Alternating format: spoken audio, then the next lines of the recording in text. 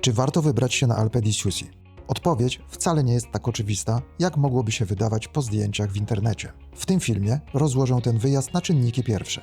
Najpierw podam Wam szczere plusy i minusy, o których rzadko usłyszycie. Wyjaśnię też dokładnie, dla kogo ta trasa będzie rajem, a kto powinien jej unikać. A na koniec podam Wam listę warunków, które muszą zostać spełnione, żebyście z tej wyprawy wrócili zachwyceni, a nie po prostu wściekli i z pustym portfelem. Będzie krótko, konkretnie i bez pitolenia. Zaczynamy. A więc plusy. Po pierwsze, panoramy, które urywają łeb. Nie będę owijał w bawełnę. Widok na Sassolungo i Schlern z poziomu zielonych łąk to jest top 3 w całych Alpach. To tutaj powstają te wszystkie tapety na pulpit. Kolejna sprawa. Słońce to jest standard. Ten płaskowyż to patelnia dolomitów. Słońce świeci tu 300 dni w roku, co oznacza, że rzadziej zmokniecie. Jednak jest jedno ale. O tym opowiem w wadach.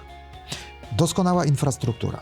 Gęsta sieć nowoczesnych kolejek, jak ta z Zajseralm bądź z Ortisei i liczne schroniska, takie jak Malga Sannon, sprawiają, że logistyka jest bajecznie prosta. Kolejny plus to to, że to są góry bez zadyszki. Szlaki są szerokie i płaskie. Możecie iść w sandałach, chociaż ja nie polecam, i poczuć magię trzytysięczników bez morderczych podejść. Poza tym przyjazność dla zwierząt. To jest raj dla psów.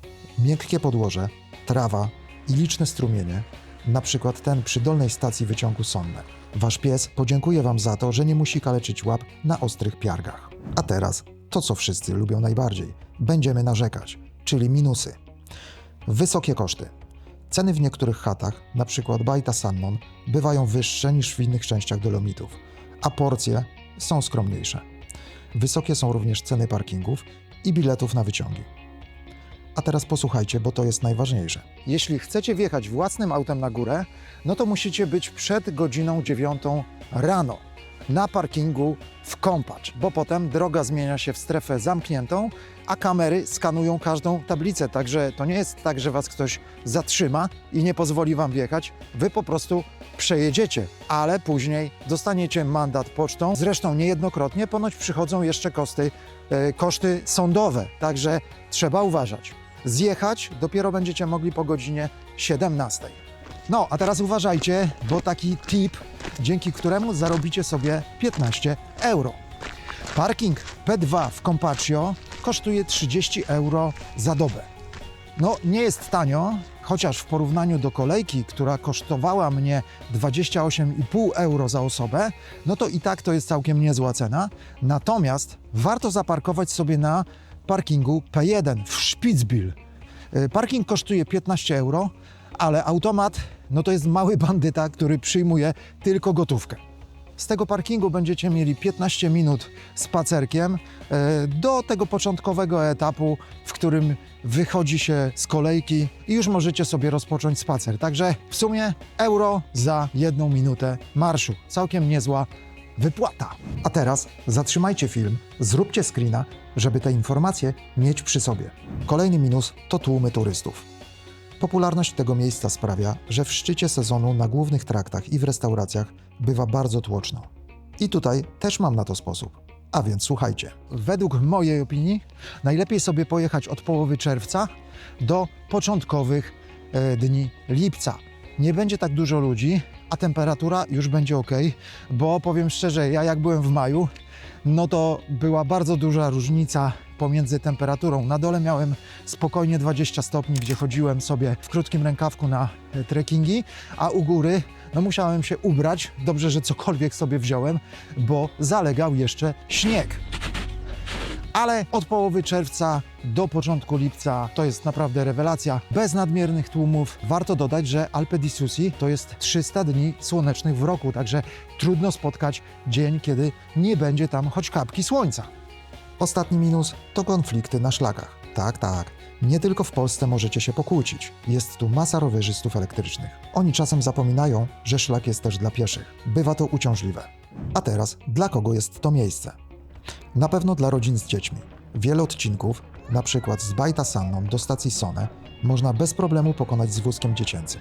Zadowoleni będą właściciele psów. Szerokie, trawiaste przestrzenie i łatwy dostęp do wody. To jest absolutnie najlepszy teren na spacer z czworonogiem w tej części Włoch. Jest to miejsce dla fotografów i łowców widoków. Druga połowa czerwca, kiedy kwitną łąki, to jest wasz czas. Światło na płaskowyżu robi magiczną robotę. Alpe di Siusi to miejsce dla początkujących piechurów. Osoby, które chcą poczuć magię wysokich gór, ale bez męczącego włażenia, znajdą tu trasy o minimalnych przewyższeniach. Ja polecam następujące szlaki. Po pierwsze, ten, którym teraz idę, link będziecie mieli do mapy w opisie. Natomiast mam też propozycję dla was 3 szlaków. Pierwszy to jest klasyk z Compaccio bądź Compacz, jak kto woli, na Saltrie. Zaledwie 5 km spaceru przez przepiękne, falujące łąki. I tutaj będziecie mogli sobie zrobić to kultowe zdjęcie drewnianych chatek na tle Sassolungo. W sumie to jest spacer taki idealny na rozgrzewkę. Drugi szlak, no to jest z Compaccio do Rifugio Bolzano. To już nie jest takie łatwe, trzeba troszeczkę podejść, no ale panorama na całą halę z góry no jest kapitalna, trzeba to przyznać. I szlak numer 3 to pętla pod Sassopiatto. Tutaj podejdziecie pod same ściany masywu, ale zdecydowanie warto. Plusem jest również to, że możecie zjeść doskonały posiłek z magicznym widokiem, takim jak mój w Malga Contrin.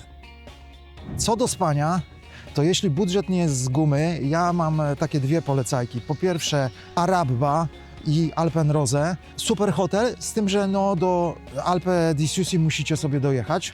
Natomiast ja też spałem w miejscówce w St. Constantin. No nie żałuję, no naprawdę rewelacyjna miejscówka z bardzo dobrym śniadaniem. Oczywiście linki do wszystkich miejscówek będziecie mieli w opisie bądź pod filmem. A teraz jakie warunki musicie spełnić, żeby wyprawa wam się podobała? Jeśli macie psa, to posiadanie kagańca. Nawet jeśli czworonóg jest wielkości chomika, kaganiec jest niezbędny, by wejść na pokład do wyciągów krzesełkowych i gondoli. Obsługa rygorystycznie tego przestrzega. Trzeba mieć dobrą widoczność. Płaskowyż opiera swój urok na panoramach, a więc złota zasada. Z rana sprawdźcie kamerę online w Compacz. Jeśli góry są w chmurach, odpuśćcie. Wydacie tylko kasę na wyciąg, żeby zobaczyć mleko. Zamiast tego zaoszczędzone pieniądze, czyli ponad 50 €, wydajcie na wino w Bolzano. Musicie mieć ochronę przeciwsłoneczną. Na płaskowyżu praktycznie nie ma drzew i cienia. Krem z filtrem UV i czapka to absolutna konieczność, by uniknąć poparzeń. Warto też na podstawowym poziomie znać angielski albo niemiecki. Słuchajcie, to jest południowy Tyrol. Obsługa często woli Guten Tag niż Buongiorno. Podstawowe zwroty po niemiecku drastycznie poprawiają jakość serwisu, czego i ja doświadczyłem. Dyscyplina czasowa jest bardzo istotna. Ja pod wyciągiem w Zajser-Alm byłem przed 9.